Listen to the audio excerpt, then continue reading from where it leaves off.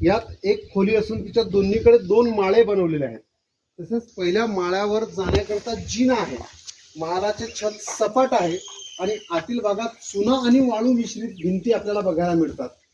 त्याचबरोबर उंच चबुतरावर हा महल निर्माण केलेला आहे. याची भव्यता त्यामुळे वाढलेली आपल्याला दिसते. या महालासमोर एक अंगण आपल्याला दिसेल, जो की मध्यकालीन इमारत आणि पर्यावरणाचा एक सुंदर समन्वय आहे. आता या इमारतमध्ये दौलताबादच्या उत्खननात जे काही विविध पुरावे, पुरावशेष, नाणी, प्रतिमा, भांडी आणि विविध अस्त्रशस्त्र सापडली आहेत, त्यांचे एक प्रदर्शन इथे भरवलेलं आहे.